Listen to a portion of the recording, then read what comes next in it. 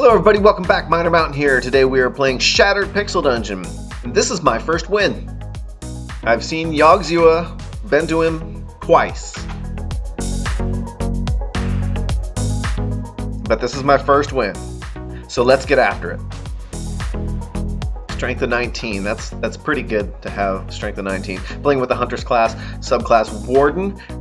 That is my official favorite combination right now. The Spirit Bow rocks. Ring of Tenacity. Ring of Tenacity, I think, lowers my damage by 15%.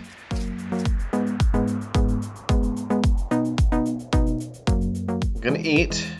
I'm gonna heal up a little bit. I don't want any of this stuff messing with me. If you have any torches, now's a good time to light them too, so it increases the your view distance of what you were able to see. It increases that distance in these darker levels. But yeah, I've got some scrolls, I've got a bunch of seeds and stones. We're gonna heal up, like I said here, and yeah. Can't see them right now, even though I've got a torch on. This is what you do. Potion of Mind Vision. Potion of Mind Vision, you're gonna want, I don't know, 3 or 4 of these for the last, like, 21, 22, 23, 24, even 25 now. That's something you want to have so you can see enemies. It's the way I play, because I run through like the last few levels. There's just such a resource drain that it's a lot easier just to run through them. And usually by level 20, I've got everything I need. Well, I do the imp quest, so 21, the imp's in the store, and what is that? Some jet. 21's a jet level. It's got the store and the imp, and usually after that level, I have everything I need to beat Yog Dzewa. If not, I mean, usually I know if I'm gonna live or die by that point. Got to beat these 2 fists. You don't have to beat them actually. You just have to kill Yog to get the key. But beating these fists is gonna make your job a lot easier, and having a scroll of mirror image like I read there is great, because the fists and everybody will attack the mirror image first. If you have a honey pot, shatter it, let the bee do the work, let the bee take a lot of the stuff. Range attacks are great. It's a lot harder to beat these guys without range attacks, although the Burning Fist has, I think, a poison range attack. And it really hurts. You'll see me taking some serious damage here in a second. I'm just trying to stay in the cut and get rid of this poison fist. Look at that, potion of healing while I'm still healing. That's something you're gonna have to do, because these guys can hit you really strong, and if you're a little less than half health, a couple hits and they'll kill you. That range attack, 26, that's tough. That's tough. You gotta draw him in. And the best way to fight the Burning Fist is to stand next to him and melee him so he doesn't use that attack. Obviously, you'll be burning. You'll take burn damage every time. So stand in water like I am. This red stuff, it's not lava, it's water. As things go on in the Pixel Dungeon, as it progresses, things start looking weirder, but that's not lava, it's water. And I'm just trying to stay behind this column here, because that, like I said, that range attack really, really hurts. Using my second potion of healing now. I thought I was going to use it there, apparently not. I better use it here though, or I'll die. But like I said, I came very close to dying multiple times doing this, and that's just the way it is. I mean, these enemies are really tough, and you know, I wouldn't want to play a game that was like you just got to the end boss, you hit him twice, and you won. That's no fun. It should be harder and harder as it goes along, and the last fight should be the hardest fight of the game. It's what you're preparing for the entire game in this RPG rogue style game.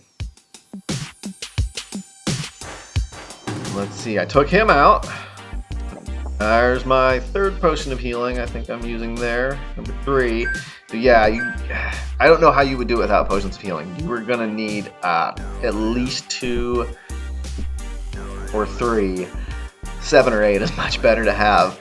So Yog Dzewa, he's passive. He won't attack you whatsoever. You can stand here all day, nothing's gonna happen. You're gonna have to eat food. However, if you melee him or someone melees him, certain other attacks, I'm not sure, throwables too, he'll produce a god larva every time he gets hit. That's these little squiggly things running around. Your armor should be enough to handle strikes from these guys, and you should be able to melee them with one hit. Try to stay on top of them though. And a good way of doing that is like corrosion. Yog Dzewa is not immune to corrosion. He's immune to pretty much everything else, but corrosion, wand of corrosion is a great thing to have. And don't let too many of these larvae spawn before you start dealing with them. I actually threw three honey pots at Yog one time, and they all produced bees, and those bees just went to town on him, but then those bees got killed really quick, and then I was overcome by a larva, and there was just too many of them, and I couldn't escape, and I just stood there and took damage until I died. And that wasn't fun. So you'll see my strategy here. I could melee him. I don't do it at this point. I'm just kind of testing out my throwables and my spirit bow. They're doing a fair amount of damage, you know, between 10 and 20, and I'm also trying to stay on top of these god larvae. But you know, my melee attacks, there, 56. I hit for 56, so I'm like, man, you know, why am I doing this? Well, I don't know why I'm doing this. Eventually, here in a second, I step in and just start meleeing him. Stone of Shock as a ruined stone of shock. That hit him and the larva and didn't produce any larva. So if you have a bunch of those, that would be a great thing to take him out with as well.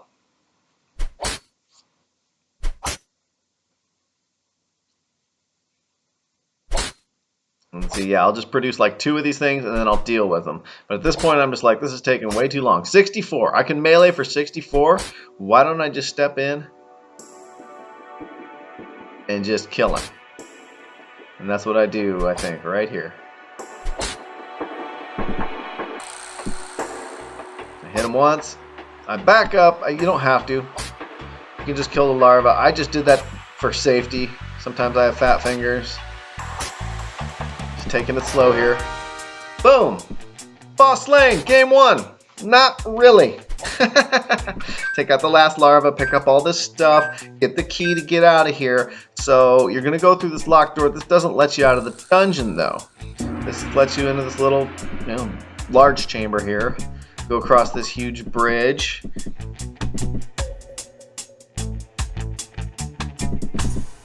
It's a pretty good sized bridge. And there it is. There's the Amulet of Yendor. And it gives you, well, I don't know if it gives you really any powers, but you can call it a day and be like, yay, I beat it. I beat Yog, I'm done.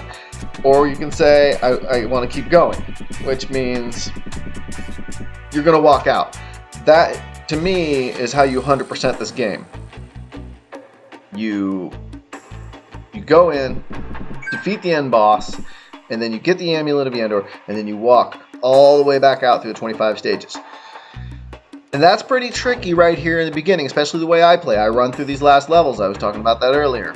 I'm glad I had that potion of invisibility. These guys would have probably cost me a lot of resources. So, yeah, we're just going to backtrack and go through all these. And like these first 3, 24, 23, and 22 are going to be the hardest, obviously. Especially the way I play, because I left as many enemies as I could in this stage. And that's what I'm trying to do. I'm trying to get out without even picking any fights. But sometimes you have to. And that's what I do here. And you'll see what I mean. These guys just start killing me fast. But it takes me as much resources to get out of the Shattered Pixel Dungeon as it does to beat Yog Dzewa and his fists. So I speed this up here because you guys really don't need to see all of this. I mean, we're just walking out. I mean, you can see here these first 3 stages, 22, 23, and 24, are the hardest to get out of. They have the toughest enemies, and I left the most enemies, so there you go. That's kind of the downside to that. And then you'll see me hitting all the shops up too. Just buying things that are going to help me stay alive. More potions of healing, more food rations, anything I can to stay alive. And once you get below 20, it gets easier, and then below level 15, piece of cake. Everybody, you hit them once, they die. Pretty much no one can do damage to you because you've got this great armor.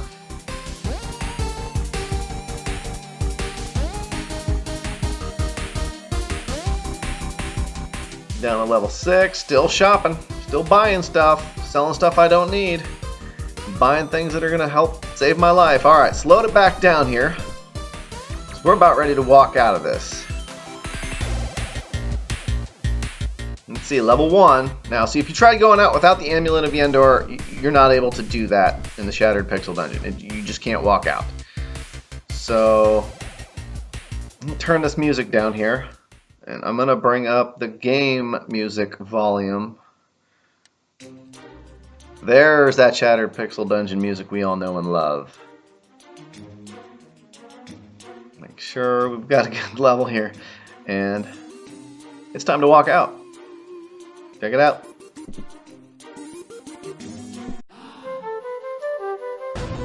So this is the day win screen that you get if you come out of the Shattered Pixel Dungeon during the day. If you come out of the Shattered Pixel Dungeon at night, you will get a night win screen. And I have no idea why I'm standing next to a rat. There were our enemies down there. Apparently now he's my friend. And he looks a lot smaller than they did down in the Pixel Dungeon. And just because I won this doesn't mean I'm going to stop playing it. I'm going to continue to play it, try to finish up my video series on there, especially the survival, Shattered Pixel Dungeon survival guide. And I want to try to beat it with all the classes, and I want to, there's an alchemy update that's going to streamline alchemy. I'm really excited for that. That's going to be coming out very soon. So, and I'll probably have a whole video on alchemy as well. If you like the video, please hit the like button, subscribe, share, tell me what you want to see. I appreciate each and every one of my views and viewers. That's all I got time for today, guys. Miner Mountain out. Peace!